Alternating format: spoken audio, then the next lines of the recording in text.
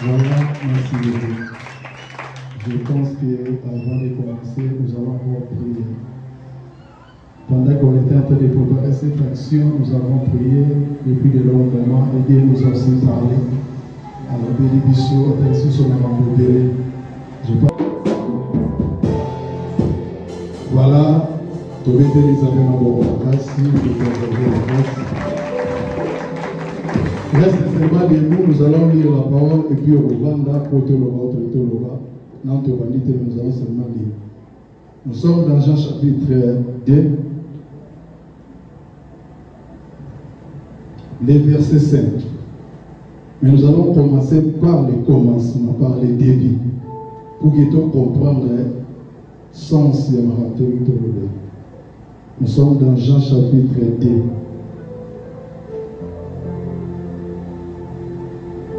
Nous commençons par le verset 1. Je lis au nom de Ramachi. 3 jours après, il y eut des noces à Cana en Galilée. La mère de Jésus était là. Et Jésus fut aussi invité. Notez bien, la mère de Jésus était là. Et Jésus fut aussi invité aux noces avec ses disciples. Les vins ayant manqué, la mère de Jésus, notez, la mère de Jésus lui dit, ils n'ont plus de vin. Jésus lui répondit, femme, qu'y a-t-il entre moi et toi? Mon heure n'est pas encore venue. Sa mère dit au serviteur, faites ce qu'il vous dira. Amen.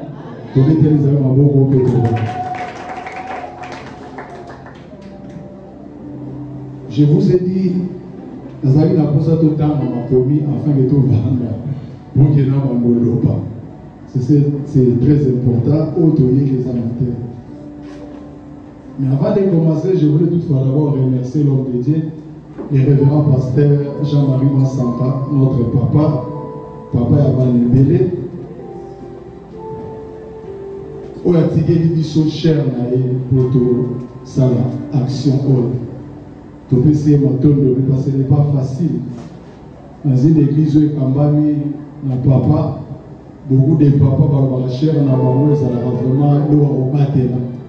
Mais si tu vois un père te laisse ça, c'est qu'il a aussi de la considération pour toi. Voilà pourquoi, ici, Kazali, on a essayé Matondi. C'est lui qui est notre coach. Voilà, c'est le passage que nous voulons développer ce soir. Vous savez, la parole déclare la nature elle-même ne vous assène-t-elle pas? Est-ce que ma campagne est un environnement? Et vous voyez, cette inspiration m'est venue et aussi et vous dites pour la un jour, j'étais en ville, j'étais en train de rentrer chez moi. Je suis là à l'église de Jean 23. Pendant que nous étions dans un taxi, il y a eu un débat à 4. Débat où Zalaki, Marie Azanzambete, Yézounde, il y avait un frère qui était là, tout à l'heure. Hier, on a assemblé dans la Saint-Cyprien, le Zalaki, tout va dire que Fania pour d'abord ma mariée.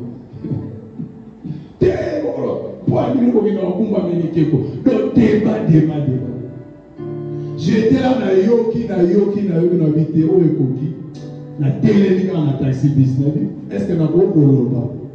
Oh, Sunan, papa, moi, c'est évangéliste, voilà, Azoboya, maman. Telle ma vie, côté, on a ma amour.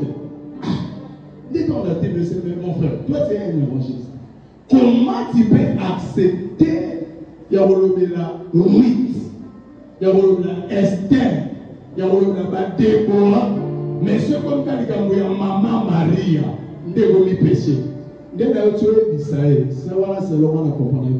Si nous tenions seulement à cette femme-là, c'est gagné aux embêtés. Mais c'est à partir de là, nous avons travaillé, nous avons travaillé, après ça, nous avons parce que ce chapitre, c'est un chapitre qui crée des débats parmi nous aussi. Et ça, nous avons or, beaucoup de choses que nous disons, quand nous sommes à noter. Voilà pourquoi dans les choses de dire, c'est ça qu'il y a les logos et les rimes. Vous savez, dans la prédication, si tu viens devant les gens, au téléphone, pour faire ça, ils sont les logos et perdent la sens de la prédication. Parce qu'il y a la partie historique et la partie révélation. Nous sommes les sangani, nous avons l'importance de la terre. Frère, ne fais pas de la terre. Mon frère, on a la révélation des papa. Ce qui histoire va comprendre en orienté. Ce qui est la révélation, moi, je vais exalter. Est-ce que je peux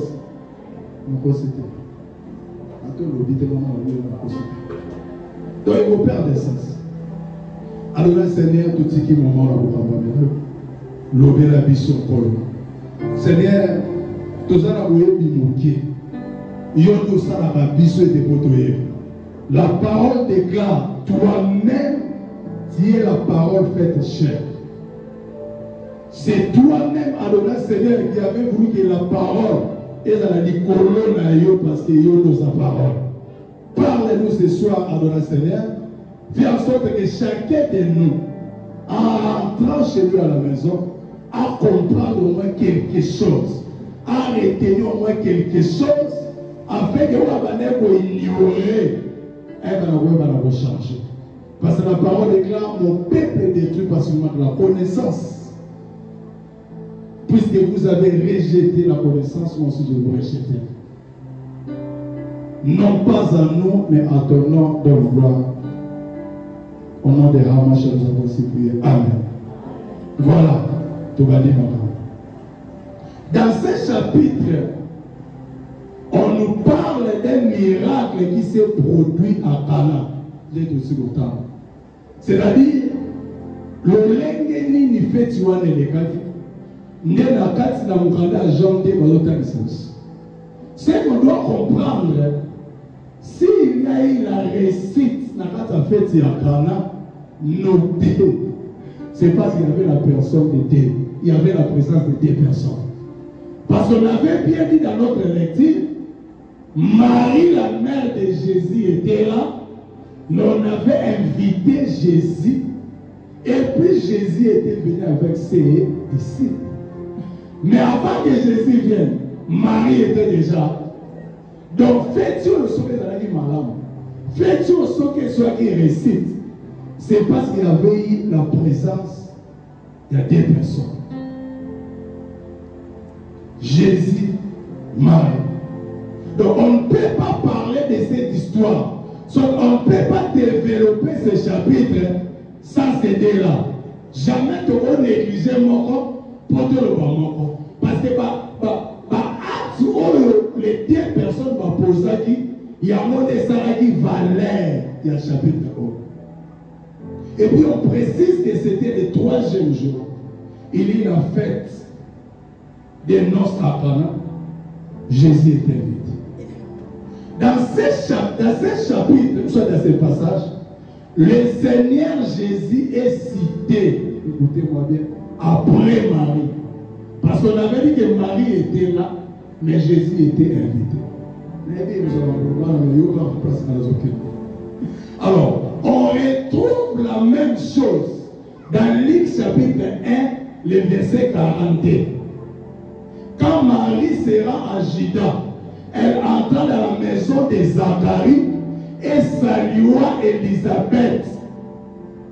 Alors, quand Marie a perçu Élisabeth, alors, Élisabeth fut remplie du Saint-Esprit. Élisabeth a gagné dans mon makas. Tu es bénie entre toutes les femmes et le fruit de tes entrailles est. Je ne sais pas. À quel point de votre à quel point cousine mort de ma personne, maman Maria, après si sa cousine morte, sa sœur a tourné sa vie dans mon livre par la salutation. Né à s'exclamer dans mon makas. Parce que nous avons toujours dit dans la parole que c'est poussé par l'esprit que les hommes ont parlé et ça part. Donc cet esprit-là qui avait animé Elisabeth, ce n'était pas un esprit diabolique, mais c'était cet enfant-là. Habitué béni entre toutes les femmes et les fruits de tes entrailles est béni. C'est-à-dire, on utilise le même verbe bénir pour Marie, une créature, ou soit une personne humaine, et Jésus, une personne divine. Alors, ces deux textes ne veulent pas dire que Marie serait plus grande que Jésus. Et nous, on ne va pas lui où Marie a volé. Marie n'a pas volé. Ça ne veut pas dire ça. Mais il se fonde sur un fait historique. Donc, si je peux dire autrement, historiquement parlant, histoire va changer la moitié. Il aurait fallu que l'Éternel qui était esprit a s'incarné contre la zone d'amour à Mascongo Marie à Botamoutou pour comprendre. Dieu fait donc. L'homme a 100% Dieu, 100% homme. Donc historiquement parlant, le verbe éternel a poussé à un certain moment dans le ventre de Marie. Alors, c'est donc normal que les écrivains placent Marie avant son fils. Et ça, c'est normal. Comme la Bible, il fallait pas placer dans Marie avant. Il y a aussi un placer moi avant maman. Mais les autres, ils disent que papa a mais tout ça qui est tout. Mais ça, normal. Mais plus profondément, ces deux textes montrent que dans la tête des disciples, tous les autres ont dans le chapitre ils ont quitté. Bisson est au moment où et pas les disciples ont quitté. Ils ont quitté. Ils ont la guerre mortée. Parce que là, on peut débattre. Parce que là, on peut confliter. Parce que Marie elle-même savait très bien que c'est Jésus au monde. À une union, il y a Joseph Langate, Marie a eu. Moi, je suis au monde. À une séminaire.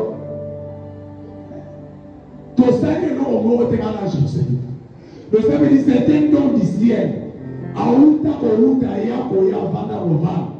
voilà pourquoi même à l'âge de 12 ans, lorsque Jésus a quitté Mazalata qui s'est retrouvé dans la synagogue, Marie cherchant Jésus, écoutez, quand on a commis la synagogue, à mon moi à 12 ans, à Télémi, à Fuma, à Papa, à Maloba, à Zambé, il y a ce qu'on enseigne là. Il y a pas regarder Marie. Ah Jésus, mon fils, notre fils. Nous t'avons cherché, moi ton père. Ton tamboli, ton kéké, n'a pas place béni dans ma limon, mon fils. Ton monioté. Oh, tu étais là dans la synagogue, en train de prêcher. Écoutez la réponse. Alors, bien, après, le montant qu'on a dans le film à Yesu, dans le terrain.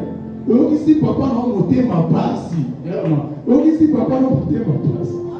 Écoutez, mon père et ma mère, ils ont battu le roi. Par cette réponse-là, déjà, ma réponse. Et maintenant, on a dit ça, Marie n'a pas de vous avez fort monter au sang. Marie connaissait que cet enfant est une forte salité. Mais dans une autre façon, quand Marie dit dans votre servant, faites ce qu'il vous dira, nous sommes militaires. Dans le fait ce qu'il vous dira, c'est une recommandation et non une imposition. Ça va dire, faites ce qu'il vous dira. Bon, ça, là, on va dire, non? Ezali bosenga, ezali mitindo te. C'est une recommandation et non une imposition. Mais par contre, lorsque Christ dit, allez, faites de toutes les nations mes disciples, c'est à l'impératif. Là-bas, on nous impose qu'il faut tout gagner. Mais dans le fait, c'est qu'il vous dira, bah, c'est. Si vous comprenez, vous mettez dans mon Yes, on est bon gagner. Comme ça, on va dire que l'union se va y connaître dans l'ail. Kuna bazo pesa biso mitindo. Mais quand on dit faites ce qu'il vous dira, bazo bonde, bazo senga biso. C'est ça veut dire. Dans les faits, ce qu'il vous dira, c'est à prendre ou à laisser. Mon témoin, soit au stade, soit pour salir dans l'autre, soit au rendiment, soit au dimi dans l'autre, dit que la capacité. Mais à l'effet de tout la somme disciple, oh lingo lingate, la masse oh malomba, donc lingo lingate pour ça. Mais dans le fait, c'est qu'il vous dira, au lingi au sale, au lingi de d'éthique. Notez bien, ici nous sommes en train de représenter des éléments. Premier élément, c'est que Christ dit et c'est que la femme recommande. Oh le colo à l'obi peut vous à moi. Marie, entre parenthèses, église. Donc, il y a la recommandation de l'église et le dictat du Créateur. Alors, il faudra maintenant que les gens se retrouvent à côté de l'église qui est Marie, entre parenthèses, parce que c'est elle qui porte en machine. C'est ce que je comprends. Marie a recommandé, Christ a pessimité.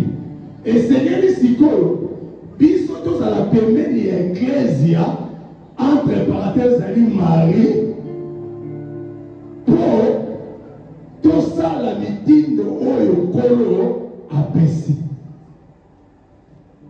Parce que c'est Marie qui porte Jésus. C'est-à-dire, l'église doit porter Jésus. Aussi longtemps que l'église a remémaillé sous terre, c'est que tout cela peut miracle. Cela veut dire quoi? Aussi longtemps dans une église, Bachaka Yesu au centre de tout est. Dans cette église, miracle au salamate. Il faut que dans une église, Jésus soit au centre de tout. Est-ce que vous comprenez? Ce qui a ça dans la carte, c'est ma bambouignos. Nous avons appelé des camps de ça, et qu'on a ça. Est-ce qu'il y a un pasteur? Est-ce qu'il y a un apôtre? Babé Marabat. Boyama na bosal. Boyama na za danger bo. Maman papa kuna mokota te. Mais si go yoki, moza nzamba zolo. Eza mate. Mais l'action na salle. Soki boye. Kolo Yesu akosala. Église wana aza. Parce que lorsqu'il est présent dans une église, tout ce qui se présente comme besoin, Marie, entre parenthèses, église, va demander à Jésus. Comment tu peux comprendre? Va demander à Jésus de faire un miracle. Alors à ce moment-là, les serviteurs seront à côté pour exécuter l'ordre du Père afin de miracles de sa descente. Tu peux se retrouver à l'église entre parenthèses qui est Marie, mais ce que aussi petit, pour l'église de la tête de l'église, il a ouvert l'église de Salomon. Vous savez, Marie est une femme exceptionnelle par rapport à Dieu. Élisabeth remplie de l'esprit dit, tu es bénie entre toutes les femmes. Ne prenons pas ça à la légère. Entre toutes les femmes. Je donne un exemple. Je vais procéder par exemple. Par exemple, comment les kids m'ont là vite? Excusez, je m'excuse.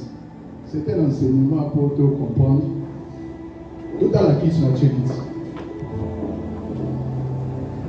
Cette chaise-là, par exemple, je vais donner un prix. Tout ça vient là, 17 000. Mais ça, on tout avant de là. Si le président de la République, Fatih Beto, il est aux arbres, quand on va côté comme ce soir, tout ça, mais aïe pas la question à lui. Est-ce que question et les gens ont parlé à moi? Non, tout le monde. Pourquoi ils ont parlé à moi? À l'obé dans la paix. Merci. Si vous prenez l'État, vous avez un moment où vous avez 17 000. Tout ça va être maman ensemble. Nous connaissons en partie vos enfants. La chaise, c'est à 17 000. Fatia a gagné. Mais Fatia a avoir un dîner. Sauf en ayant la vente aux enchères.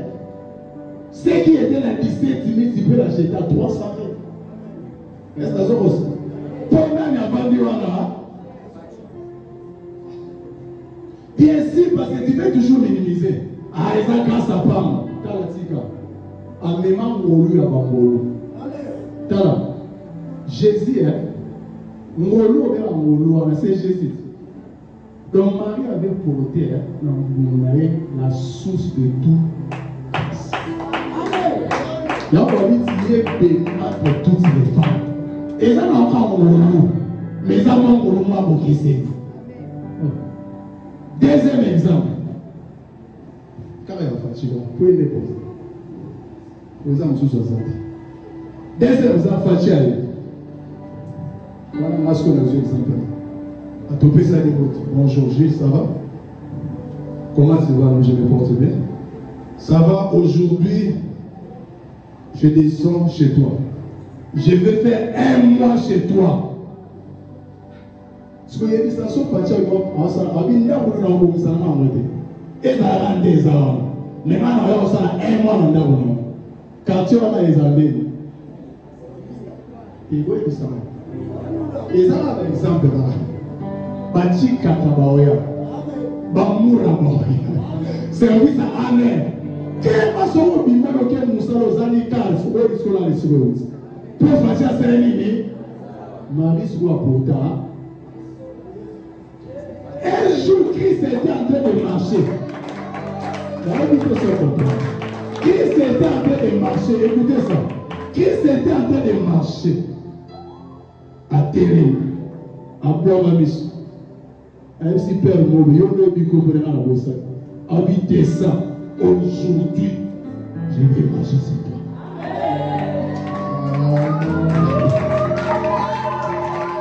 Avec qui t'a? Si on t'a pas compté la papa, est-ce que tu n'es pas dans la salle sans l'osso? Père, il y a un osso qui n'a pas mis dans la salle. Celui qui n'a pas mis trois. La présence de Hamashia dans ta vie pour verser les choses, pour faire changer les choses. Puisque quand on a nappe à Zaché, Jésus n'avait pas prié dans cette maison-là. À la fin seulement, il a déclaré que le salut est entré dans cette maison.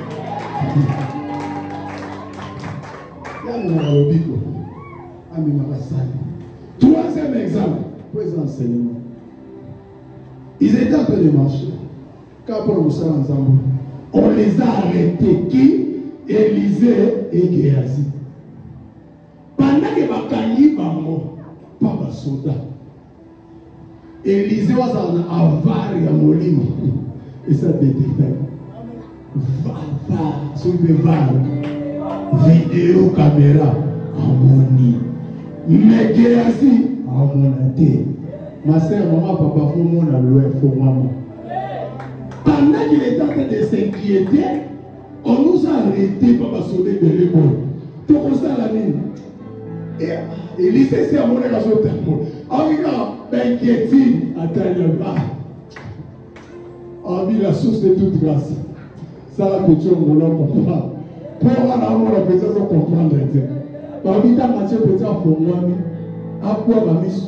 Na basora bakamaki bango, na onzamba tindaki armée céleste, ils étaient plus nombreux que bango bakamaki bango.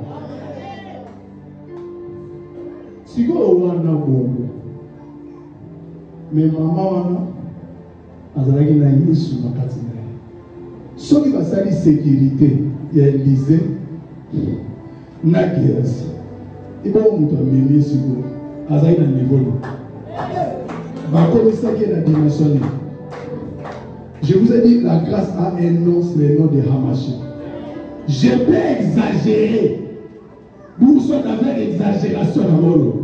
Pour dire que dans son ventre là, c'était un Dieu. C'est Dieu l'a nourri dans le ventre de Marie. Alors, on va comme ça qu'il est. Avec la dimension. Qui peut contenir vos amis? Non. Je ne sais pas si tu comprends un peu mon rapport. C'est-à-dire, le Dieu créateur, n'exagère sous, vient faire 9 mois dans son ventre. Elle dormait, elle s'est réveillée, elle mangeait, elle s'est lavée avec lui. À l'intérieur. Et ça peut t'aider. Toujours à place. Notez bien. Et si quand on y a des autres moulongana, et ça aussi quand on peut-être va demander des choses quand on a parce que on a vu ce qui était maman assemblée la biso et va à moi na ye skunande toyo manate. Yes, I'm going to go to so la personne exemple pour avoir ma place dans le maman. Parce que le mercredi après le kit, tous ceux qui étaient là, maman chimène nanda. Tout comme côté à l'école au Saint-Denis. Papa m'a watché téléphone il y a pas Alcatel na Litori. Ils sont restés sur la top pour et là on a zone yoga. Ils ont dit pour pouvoir Santo Maria maman wanza. Sambela pour la biso papa soit ça. Sambela pour la biso baso. C'est pas pour tant moi la biso. Qui vous a dit à la musala à toi du père? Cet enfant est là, ça la vous plaider. Ça s'est arrêté ici, la fête à Cana. Et si là, nous savons que c'est l'intercesseur. Nous savons que c'est l'avocat auprès du Père. Il s'appelle Jésus-Christ de Nazareth. Oh.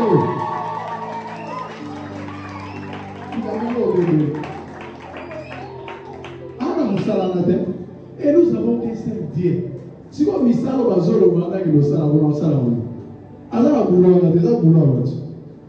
pour t'expliquer très bien afin de comprendre. Tout autant la verset. Nous sommes dans Actes chapitre 1. Les versets 13 à 15. Actes chapitre 1. Alors, ils retournèrent à Jérusalem de la montagne appelée des Oliviers, qui est près de Jérusalem, à la distance d'un chemin de sabbat. Quand ils firent arriver, écoutez, ils montèrent dans la chambre haute où ils se tenaient d'ordinaire. C'était Pierre, Jean, Jacques, André. On a cité ma promotion sur la question. 14. Tous, d'un commun accord, persévérer dans la prière. Ce que vous avez la version avec qui? Avec les femmes et Marie et avec 15. En ces jours-là, Pierre a fait quoi? Pierre s'éleva au milieu d'eux. Bayambi bangonyo somoli monazam. Balobi bazaki na ba disciple. Na basi, na prière bandon ça va être loin mon sang. Mais au moment de prendre la parole, Pierre s'est levé.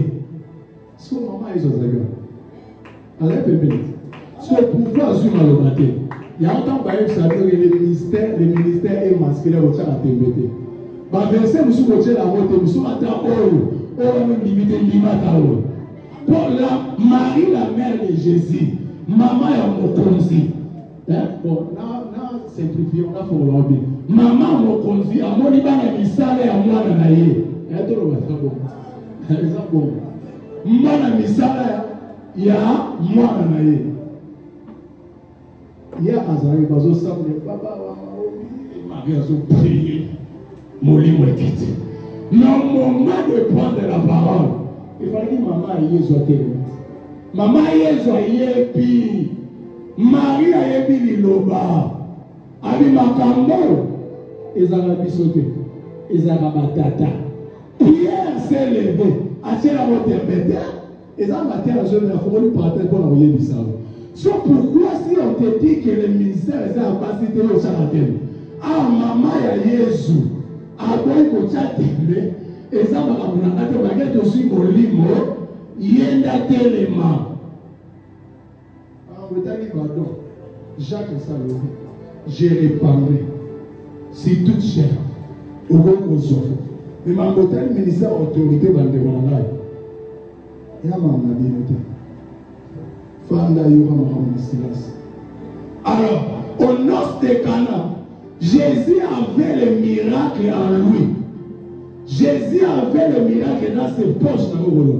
Mais il cherchait quelqu'un qui provoquerait ce miracle. Il cherchait quelqu'un qui se tiendrait devant la brèche. Comme on dit à Ézéchiel 28. Je cherche un homme parmi vous qui peut se tenir à la brèche, en fait d'intercéder, en fait de plaider en faveur de Batonios. C'est comme ça que l'esprit ou l'intercession n'est pas coûté dans la carte à Marie. Il y a un mari à 5 qui descend, qui premier miracle en Coloé sous les balais de la Macam. Pour Marie Saint-Denis à plaider. À ça, il y a ça, mais je le connais.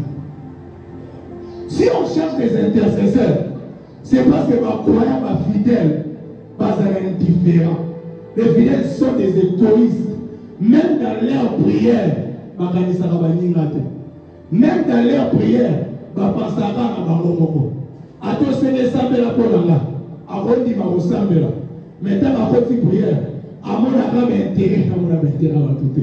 mais Marie avait vu l'intérêt des autres. A plaidé pour ma sanguine. Malgré ce malbatoso, tous on était dans le bonheur sur là. Pour tout ce que ça pense. Marie avait plaidé pour la négociation sur là.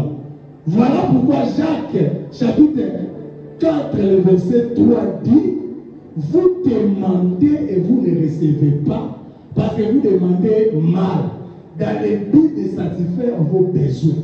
Dans d'autres versions, on dit vos passions. Alors, Marie a 5 de Coloïs. Azari a posé ça à la maison comme on tourne dans le sein. Alors, quand Marie a plaidé, Jésus lui dit: femme, qu'a-t-il entre toi et moi? Pour la Missus a manqué maman de respect. Dès qu'on a eu l'attente de Rola au Mambrandi-Massi, Marie avait manqué de respect à son fils. Or, tout ce que Jésus faisait, c'était un exemple pour nous. Notre papa nous a toujours dit que si on monnaie sur la Bible, c'est gratter à la tête. Cherche à savoir pourquoi quoi.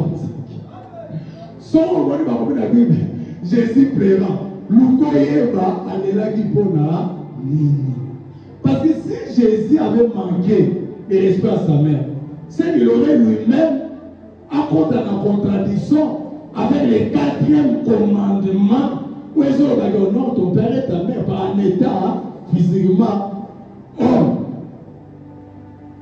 Mais en hébreu, on nous dit 95, Paul affirme qu'il a été tenté comme nous en toutes choses, sans commettre les péchés. Mais alors la femme dans la bouche de Jésus nous rappelle aussi, Genèse 3,15, je mettrai une amitié entre toi et la femme, entre ta postérité et sa postérité, celle-ci t'écrasera la terre et tu lui baisseras les talons. Mais ça suffit aussi, Marie, comme nous avons dit, dans la lignée de toutes les femmes au Bible Solomon. C'est comme si Jésus disait d'elle, Oligo jouera le mot quoi, Oligo aussi le mot qu'on nous croit. Tu viens intercéder pour elle.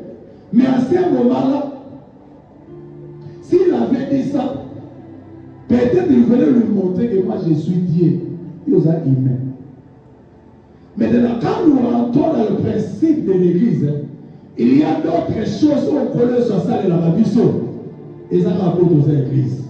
Et ça rapporte pour faire l'église. Parce que l'église est Seigneur et dit un miracle. L'église est Seigneur et on appelle changement. Or, dans une église où tu suis quand on a voté à tout prier, va avoir un miracle. Ça montre que dans cette église-là, il n'y a pas de femmes.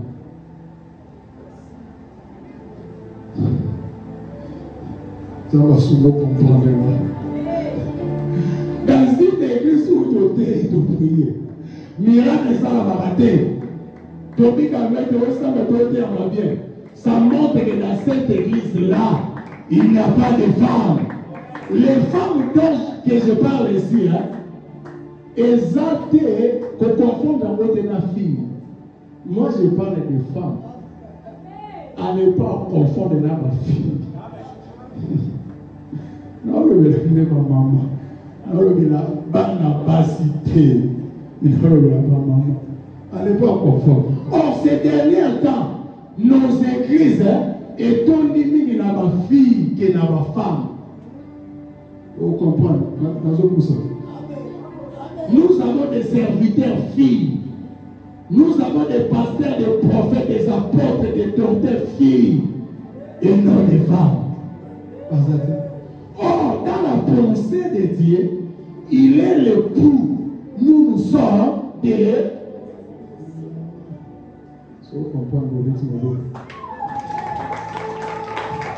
Si l'église devient fille, c'est que nos amis ont sauté. Si l'église est comme moi aussi, c'est que moi aussi, la plupart de nos églises se comportent comme des filles et non des femmes. La fille attire, mais la femme fait asseoir. La fille attire, mais la femme fait asseoir. Moi, c'est Anna dit là, mais maman, voilà pourquoi vous remarquerez, à mon cabello et bimi, à mon cabello et bimi, il faut ça répondre à mon ma belle à pas Congo ya rouge, on va sortir la micro. Il est passé à terre où il est descendu au moment où il est Azamamo. À mon Égypte, et puis il m'a dit qu'on a la Gilles. Azumu tu vas Azamamo. Mais maman, souvent dans la Liban, il est moi même sortir à la montée. Pour ça, la été pour ça, et puis nous avons des serviteurs filles. Des serviteurs filles au Rwanda. Bazoaranios, Babina Libanga Tortine. Alors que nous avons commencé à emprunter du Zola, Azola n'a pas la femme. Non, dans la maison des femmes. Pas question avec ma fille dans la doctrine. Dans la doctrine, la femme dont j'ai fait allusion, il est l'image de Matthieu chapitre 27. On a envie de comprendre. L'histoire des 10 vierges. 5 femmes. 5 femmes étaient sages. Mais 5 autres étaient folles. Voilà pourquoi. Quand nous appelons ça la dictature, nous appelons ça la métier de MC Bawa, on tient ma foute à la bambouina. Bawa ya banadego. Mais où il y a sage, il y a l'esprit de ma femme. Directement, ils ont payé. Parce que ma foute à la chaîne. Parce que l'époux tardait, mais au milieu de la nuit, na katikati ya butu, mobala libala zenini, tango aye, baba tchai mafuta wa mna sani, akoti, porte sani, asali pemi de nos. Nde baba tango aye, iya ya te, na yebi binote, bino na tika ni weba binote, tala. Na mikolo suka o zala mwasi oya ko ba instruction mobile pour sala afin de se savoir ko la bilanda la naté la femme à l'image des femmes oya Matthieu 25 comme je viens de vous dire mais ce qui moi c'est dans l'esprit wana ya ko to sama makambo ko zazolo c'est à ce moment là on provoquer miracle dans l'église ce qui serviteur aux gens qui ont passé à retour sur l'instruction, il y a un colo ecclésia. Moi, on a dit dans la fausseté. On a posé à obéir dans la loi créateur, atteindre le civilité. Mais on a fidèle à l'obéissance. Lobby, on va récompenser mal. On a dit ce sont les filles de Bakamoussa. La femme, elle a dit la dépôt, elle va dire ça.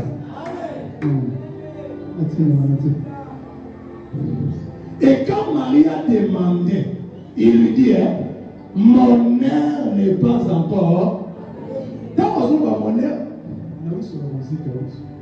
Mon heure n'est pas encore venue. Ici, il parlait de son retour vers le Père. De son retour à la droite du Père. Ou de sa mort.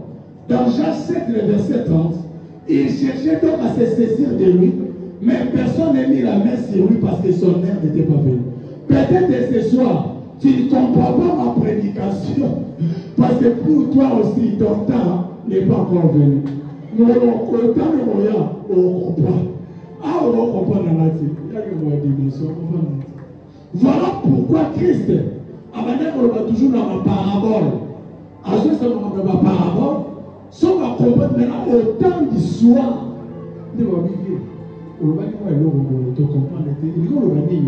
vraiment les jours où on va Kendaki, qu'on évangéliser, Basali du camp, Basson il est simple, il s'est réjouissé. Les démons nous ont soumis. Christ leur dit, ne vous réjouissez parce que les démons vous ont soumis, mais réjouissez-vous si votre nom est inscrit dans le livre des vies. Mais un jour encore, mais pourquoi qu'on a te demandé? Mais et si parmi les tels esprits du marin à la chaîne à prière. Parce que l'esprit du maître les accompagnait. Peut-être au monde même lorsque j'étais prêche là, c'est l'esprit de mon père m'a saccagé à moi. Onction au monde en réservé. Parce que l'âge de cette église c'est lui. Toujours ça la dit qu'on va sous son onction. C'est l'esprit de Dieu de ma sankara des anama. On a mis cette ange visiblement. La vie m'a dit.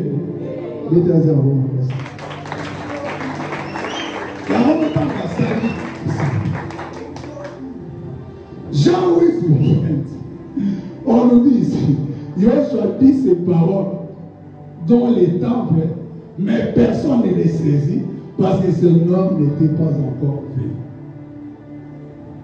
Peut-être qu'on va attendre, papa, ils ont monté. N'a pas son histoire en sous pour comprendre. Voilà que le temps matin, mais c'est dans Marc chapitre 14 pour comprendre les caméras du soir. Marc chapitre 14 et le verset 8. Là où on nous parle d'une histoire, il y a Simon le lépreux. Simon le lépreux avait invité Jésus dans sa maison. Marie, oh maman est mais Marie a appris que Jésus était invité dans cette maison-là. Marie a joué parfait. Il y a tel macasse. Ayobi, ça va inviter Jésus. Cet homme-là qui avait la lèpre était impie, était dans la loi. Mais il a invité Jésus qui est pur, la grâce. Donc ça veut dire, quand Christ était entré dans cette maison-là, il était venu faire la remise et reprise entre la grâce et la loi. Les gens qui étaient condamnés à être oppressés en loup, avec la terre de bébé. C'est pour ça que cette femme-là, Marie, moi c'est un bomba, aïe n'a pas fait à terre le monnaie. Aïe n'a pas fait à ma coloïs. Écoutez Judas, le corps soit bon. Oh, Judas, vous avez changé. Judas, ah! Pourquoi cette femme gaspille à son bébé, ça n'a pas fait à terre le monnaie? On pouvait vendre ça. Tout ce matin, voilà. Il va répondre à Jésus.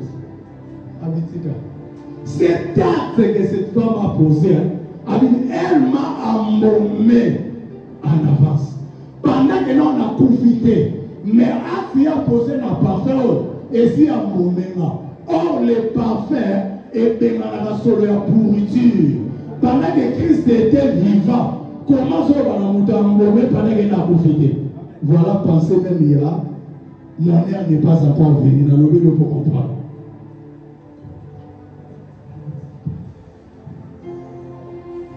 Alors, ce miracle de Cana est donc un avant-goût de l'ère de Jésus pour l'expliquer. Mais ce qui arrive à Marie peut aussi t'arriver ce soir. Dites Amen. Dieu peut accepter ce soir de faire de ton air son air.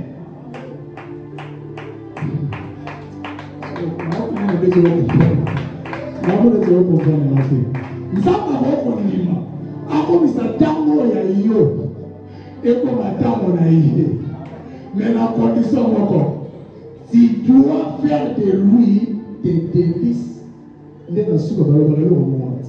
Fais de l'Éternel des délices et il te donnera ce que ton cœur à condition, ça est bon. Tu dois lui obéir totalement. Pour être exemple comme ça, Deutéronome 28, le verset 1. Si tu obéis à la voix de l'Éternel, ton Dieu, en observant et en mettant en pratique tous ces commandements que je t'ai prescrits aujourd'hui, pas demain, l'Éternel, ton Dieu, te donnera la supériorité sur toutes les nations de la terre. Voici toutes les bénédictions qui se répandront sur toi et qui seront ton partage lorsque tu obéiras à la voix de l'Éternel, ton Dieu. Tu seras béni dans la ville et tu seras béni dans les champs. Ma bénédiction est bénie parce qu'il faut tous en obéir. Alors Marie représente aussi l'obéissance, la foi. Tu dois être conscient de là où Dieu t'a placé, ou soit de là où Dieu t'a tiré. Marie, à ça il va blablater. Marie en matin manqué inquiété. Marie a quitté la forêt. A quitté la paix parce que l'autre a fait. Marie avait seulement fait une courte prière à Jésus. Yesu avait ses femmes. Les Camerounais entre Yonanga. Maman, tant on a ne peut quitter. Comment Marie à l'époque? Si c'était toi, l'homme de Dieu te dit, maman, si Kamaï, tant on a ne peut quitter.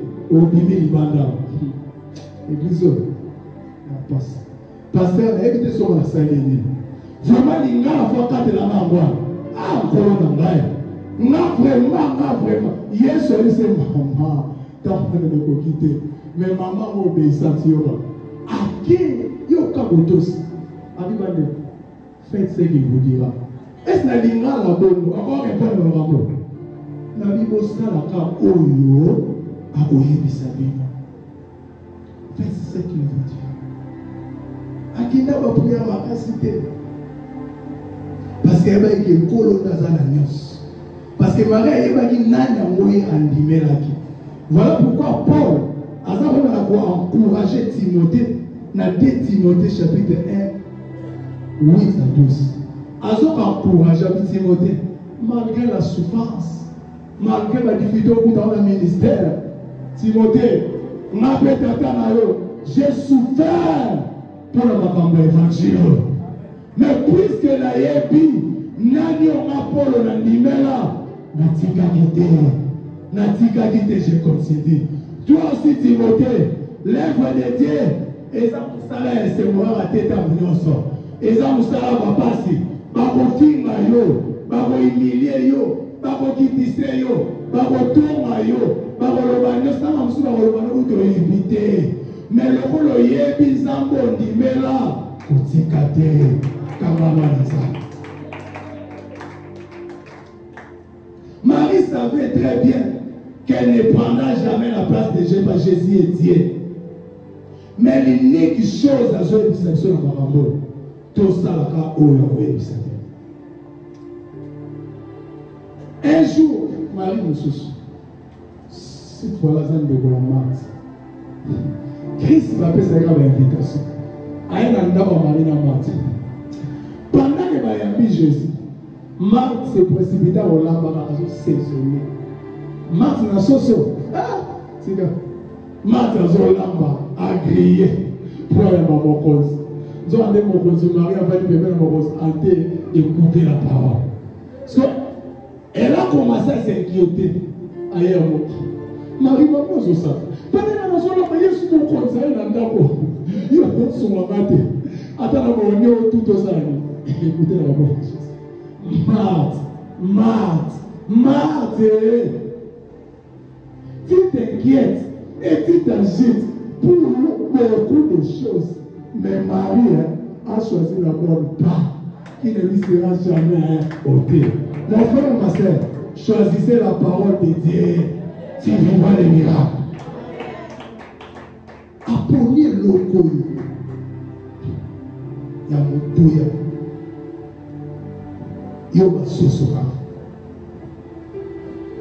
Et pour finir, Jésus dit, remplissez tout ces jarres. Instruction à plus. Meeting à plus. Dans le lycée, comment c'est lycée? Moi, il y a un entre nous. Nous avons un bouquet. Ce que tu as dit, le rôle est appelé ça la meeting. L'auteur dit ça. L'auteur mal, n'a pas jamais. Il y a plus de meeting. Jésus veut que nous attendions à la plénitude en tout. Il ne veut pas que nous soyons un peu chrétiens et un peu païens. Tantôt ça chrétien, tantôt tantôt comme païen, sans position. Dans la position là. Voilà pourquoi même ça va faire. Et faire le romanisme, ne crois pas que ce soit dit Bernini, il y a un enfant parler de ce Toloba. So yo le barateur n'a pas ce qui se fait au tchèque de Mano Yoé. Là, maman, bonjour, maman, oui, Yoé. Shalom, maman, qu'il te bénisse. Oh, shalom, papa. Il y a un mot de Bossan, tout Bossan de sa volonté. Ils ont un mot. Tant que Bimaguna, Shalom Mosela, qu'on appelle ça la langue de moi. Jésus ne peut pas qu'il y ait la langue balai à aux chrétiens qu'on nous a pas. À l'unité aux ala, tiède. À l'unité aux ala, aux ala mort, aux ala malignité, ben nous avons la position de la maladie. Alingi son lobby iyo ezala iyo son lobby pe na boyi ezala pe boyi. Voilà pourquoi dans Apocalypse chapitre 3 a dit ça ba chrétien église ya Laodicée on bazali ba chrétien ba matérialiste bazali ba to ba piment na sainte doctrine parce que Christ avait toujours quelque chose à dire au lobana nata mazotinda ba lettre na l'église wa so ba kumisa et dans la maman, mais c'est que j'ai contre toi. Il peut vanter au nom de ça. Mais c'est que j'ai contre pour la mission qui a abandonné ton programme. Pour la mission sur Mathis, si femme Jézabel, une église, pour séduire partout. Mais pour la maman, ami plus que vous avez ni chaud, ni froid, on a une colle dans le bois qui s'agit de voler de ma bouche.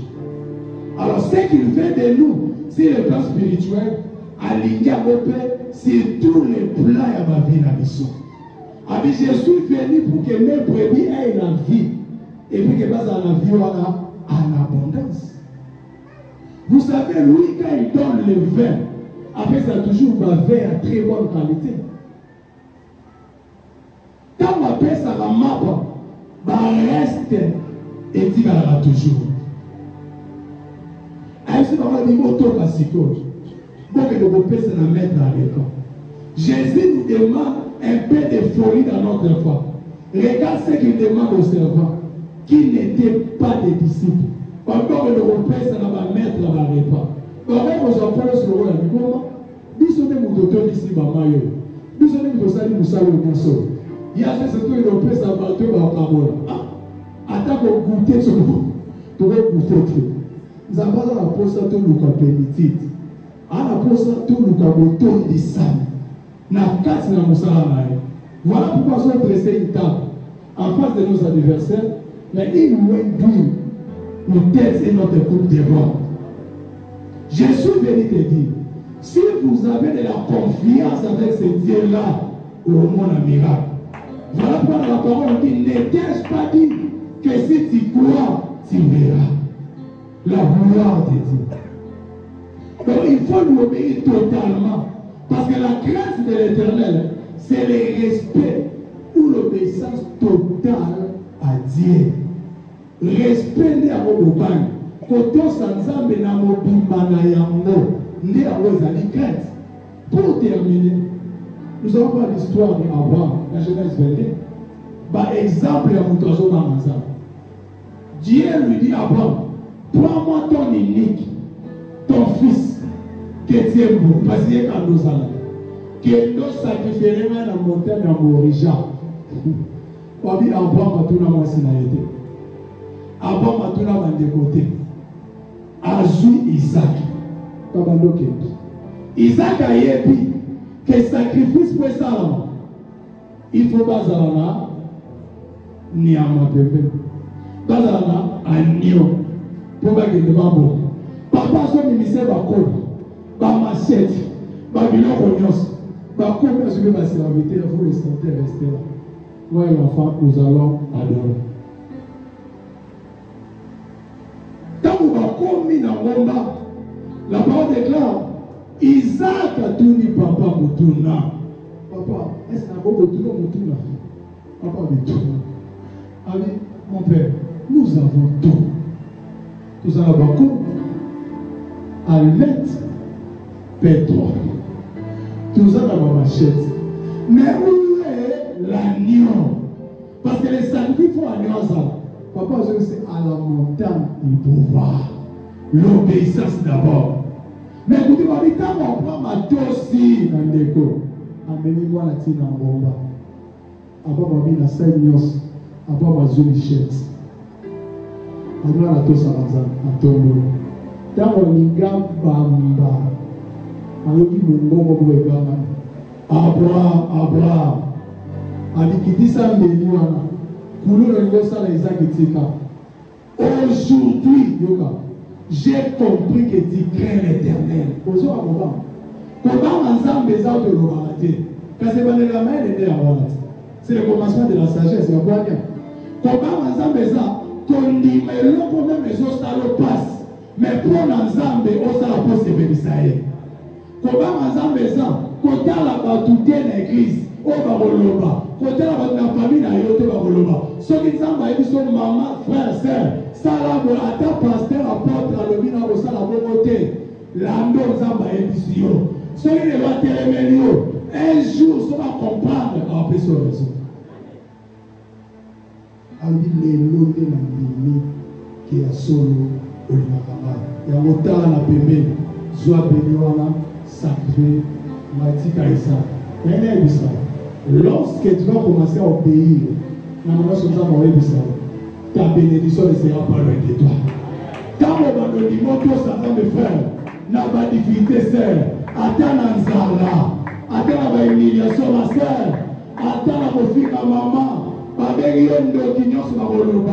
Mais quand on dit, c'est bénissant, mais bénédiction dans les armes bénis. Nous sommes les armes continuez au salam. Acte opposé à bien ça là au bon ensemble. Nous sommes ensemble souma baba.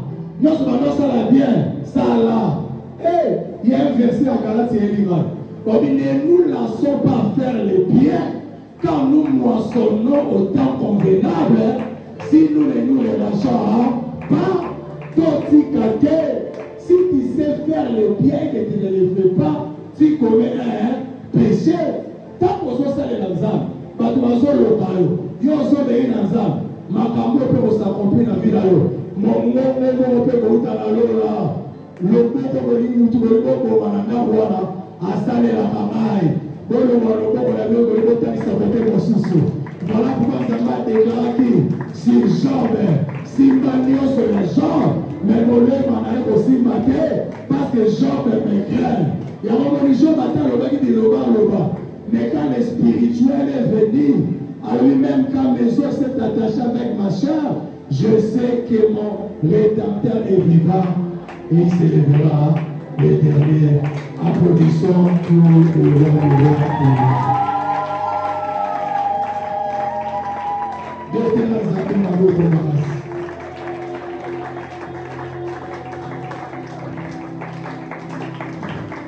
Voilà, tu vas dire merci à Dieu. Je ne sais pas, Matthieu, autre thé, yo, et ça,